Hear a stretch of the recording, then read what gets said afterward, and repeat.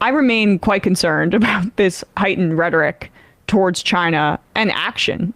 We've already increased our military presence in the region. We had an agreement about a year ago, I believe, with Australia to place submarines and other military machinery in near proximity to China, and now a second agreement with the Philippines, heightening tensions with China for God knows what reason, except for the fact that it enriches people. And having an adversary in this way, it's like the Cold War against Russia is still not over in terms of our relationship with them, but with new frontiers, I guess. Now, let's turn to what House Republicans are cooking up here, because Republicans have had a hard time coalescing around a strategy to leverage the debt ceiling to get spending cuts for programs for the poor, for just general social spending, weakening things like Medicare, Social Security, Medicaid. That's their primary objective, because they are butlers for the wealthy. And here is the Representative Jodey Arrington, who is the incoming budget chair. Is that correct? Yes, incoming budget chair. So this matters when these ideas are being floated to Fox Business. Jodey Arrington is asked as to whether House Republicans will actually engage in defense spending cuts. They've been saying publicly that they will because they want to cut out all the wokeness. My reaction to that is, hey, half of it's wokeness at this point, so let's just cut it in half right away. Maybe more. That's my grand bargain. But clearly they're not actually going to do that. They're just pretending that they will. But here's Jodey Arrington being asked about it. Republicans have talked about going back to 2022 spending levels. If you go back to 2022 spending levels, that is a decline in defense spending by $75 billion. Are you prepared to make that decline? Oh, there's plenty of non-defense discretionary spending to cut, by the way. We've increased discretionary spending by $500 billion since 19. So, and then there's one-time spending like. Can you pause it really quickly? That was because partly because of COVID. The reason he gives that specific date, 2019, by the way, who was the president during that time period, is because of the COVID discretionary spending that was necessary when we were in the middle of a deadly pandemic. But in the years before that, and I'll get into that in a second, discretionary spending has been on a decline because of Republican hostage taking. But keep going. Increased discretionary spending by $500 billion since 19. So, and then there's one-time spending, like there's $100 billion in unspent COVID monies. There's, the cancellation of student debt, which is could be as high as $1 trillion. So, pause it again. I'm so sorry. That has zero effect on the budget. The student debt cancellation plan was just a debt jubilee. And Biden has the ability to do that because it's outside of the purview of the purse strings of Congress. That's why he was able to do it via executive order, although it's being tied up in the courts. You gotta fact check these guys, and not in the cringy Washington Post way, but in a real way, in real time, because there's just so many lies on top of lies. But keep going. $1 billion in unspent COVID monies. There's, the cancellation of student debt, which is could be as high as $1 trillion.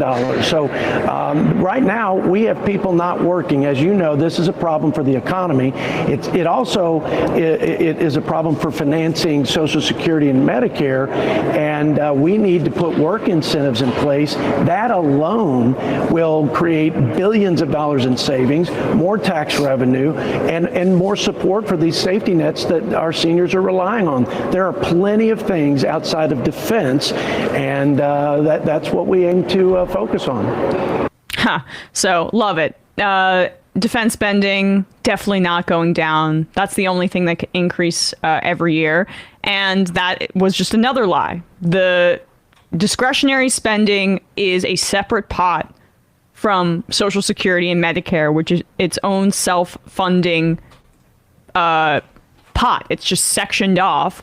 You'll, from time to time, hear Republicans like Ron Johnson say that we should move Social Security and Medicare into discretionary spending, which would make it much more easy to cut.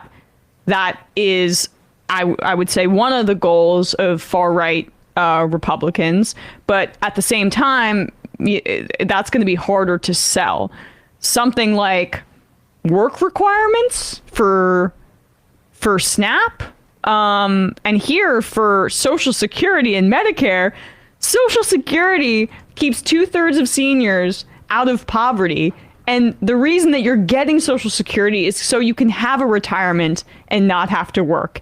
And Medicare, it's the same deal. Like, because we in this country have tethered healthcare to employment, Medicare provides our seniors with the ability to have some semblance of medical care outside of a work requirement. So this is essentially saying, yeah, when you make work incentives a part of Social Security and Medicare, that means no retirement for you. Sorry, work until you die. I also just find it interesting from a political level beyond like the very like thinly veiled attempts to just basically be like, we will immiserate working people for the sake of the so-called like fiscal responsibility of the country. The dance that these guys are doing between like not feeling particularly comfortable actually coming out and saying firmly what they'd be willing to cut to accommodate these demands that like the Never Kevies tried to get when they voted present for McCarthy as speaker.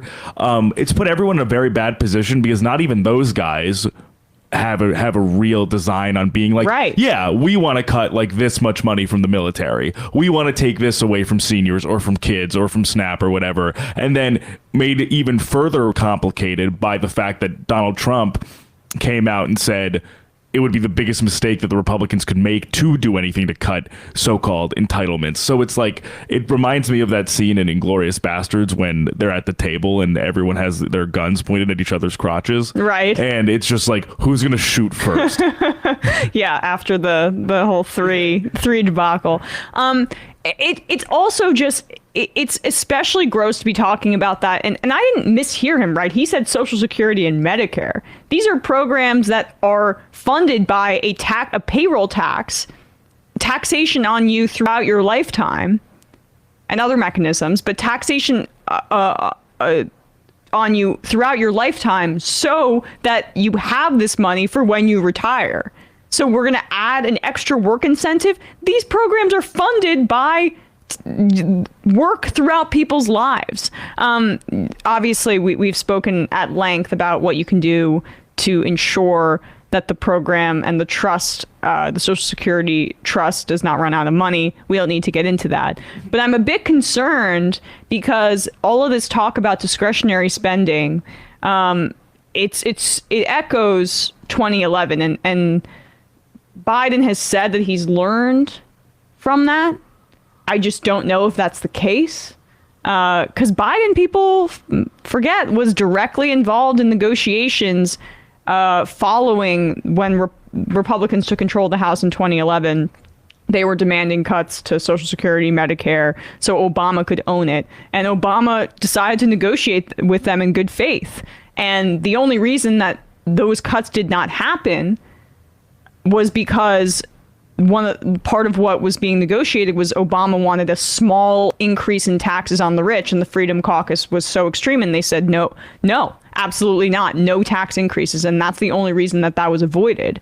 And then that led to like a chain reaction where they had to agree on a budget, and there were cuts to discretionary spending that were leveraged, but no tax increases on the wealthy. And then in 2013, the Bush tax cuts needed to be renewed, and it was like, okay, this is an opportunity to be more balanced in our budget. We can eliminate the Bush tax cuts for the wealthy and go back to levels beforehand, so the rich pay their fair share.